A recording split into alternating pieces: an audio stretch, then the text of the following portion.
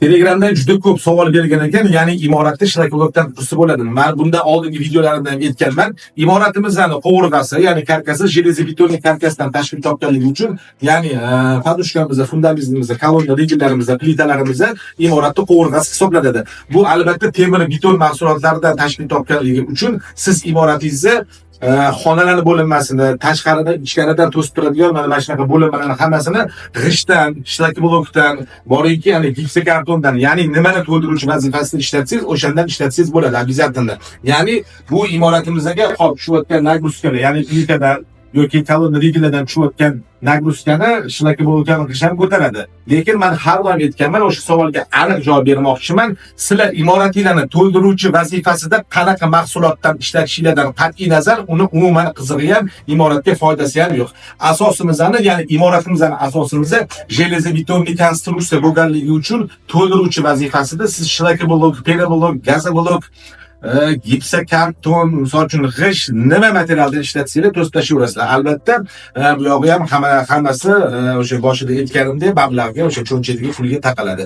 Endi yana bitta savol bergan ekan mijozimiz, imoratda loyiha ishdan ko'tarsa bo'ladimi? Albatta ko'tarsa bo'ladi, lekin bitta narsani yaxshilab e'tiborga olinglar.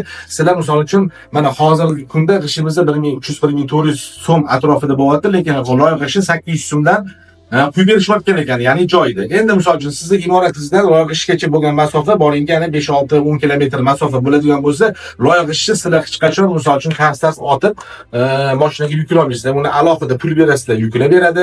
Endi mashina kelgandan keyin sizlar uni mashinani ko'tarib hammasini gumbillatib tushira olmaysizlar ishga o'xshab. Chunki sinib ketadi, sochilib ketadi. Chunki bu olovda pishmaganda, endi uni ham qo'lda tushiradi ustidan. Bu ham mablag'. Ya'ni men aytmoqchi bo'lganim, uni tergandan keyin, ishlab chiqargandan keyin bordi keldi, hammasini qo'shib hisoblaydigan bo'lsangiz, baribir o'sha mana shunaqa g'isht narxiga to'g'ri kelib qoladi. To'g'ri, avvalambor hammasi mablag'ga qarab taqaladi.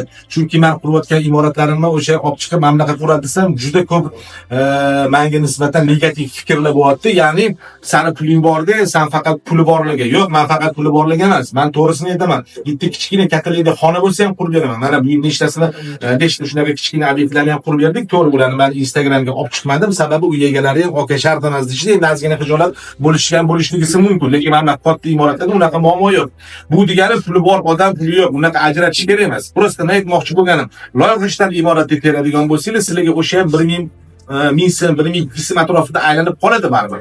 O'shaning uchun 200 so'm, 300 so'm ozgina rasxod qilib turib, to'g'ri, bugun boshlamanglar, bir oydan keyin ozgina pul yig'ilib keyin boshlanglar, mamlakat g'ish yoki nari borsa o'sha shlakoblokdan foydalansanglar bo'ladi. Endi loyiha ishdan nimaga men ko'proq xohlamayman qilishinglarni sababi o'sha boshida aytganimdek, imoratimizni железобетонный karkasdan, ya'ni hamma yog'i beton konstruksiyadan tashkil topganda hozir u ana 100 yil oldingi konstruksiyalar yo'q.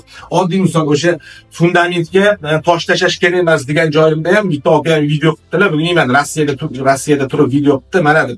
Bo'ldi, bemalol. Oddiy men sizlarga o'shani tushuntirib beraman. YouTube'ga kiringlar, qaysi fundamentga quyilayotgan betonimizni mustahkam deb ko'ringlar. Bitta ham o'sha tosh tashalgan betondan topolmaysizlar. Aynan mana shu tosh tashalgan fundament baquvvat bo'ladi degan narsani topolmaysizlar. Beton armatura o'zini ishini qilishi kerak, обязательно. Oddiy misol, sizlar yong'oq ishkalatni ko'rgansizlar, o'shani shundoq sindirsanglar, aynan ishkalat bor joydan sinmaydi, yong'oq bor joydan sinadi. Beton ham xuddi shunaqa. Oddiy misol sizlarga tushuntirib berish uchun men shu narsani misol qilib keltirdim. Endi o'sha boyagi misolga qaytamiz. Yana loyiha ishdan terayotgan bo'lsangiz, o'sha 100 yil oldin shunaqa qilishgan, chunki u paytda podvoli bo'lmagan, bo'lsa ham kichkina bo'lgan, imoratlarda hech qanaqa железобетонный karkasda, plitalardan foydalanmagan, oddiy o'zbekcha o'sha hamma yog'i loydan ko'tarilgan, devorlari ham 60-70 sm bo'lgan. Mana shunaqa xonadonlarda katta bo'lganlar. Lekin hozirgi kunda talab va takliflar o'zgarib ketganligi uchun imoratlarni bilib olsizlar, o'ziga yarasha betondan qurilayotganligi uchun, plitasi ham beton, hamma narsasi beton bo'lganligi uchun baribir loyiha ishdan emas, imkon qadar mana shu shlakoblokdan yoki bo'lmasam oddiy pishgan ishdan foydalansanglar, menimcha maqsadga muvofiq bo'ladi. Lekin bu deganim loyiha ishdan imorat qursa bo'lmaydi degan ma'no umuman kelib chiqish kerak emas. Sizlar noto'g'ri xayolga ham bormanglar. Qursa bo'ladi, lekin ozgina qiyinchiligi bo'ladi. Sababi o'sha loyiha joyida pishirib olib kelib tushirishlari, transportirovkasi, logistikasi ozgina qimmat bo'ladi. O'sha maqsadga yetayotganim baribir salkam shu pishgan g'ishtimizni narxiga to'g'ri kelib qolganligi uchun men ko'pam g'ishtdan imorat qurishni xohlamagan bo'lardim va albatta bu imoratning mustahkamligiga qanaqadir ta'sir o'tkazishi mumkin. Sababi podvon birinchi, ikkinchi qavat qurilyapti-da hozir. Bu ham o'sha yerlarimizni kichkina bo'lib ketganligi sababli.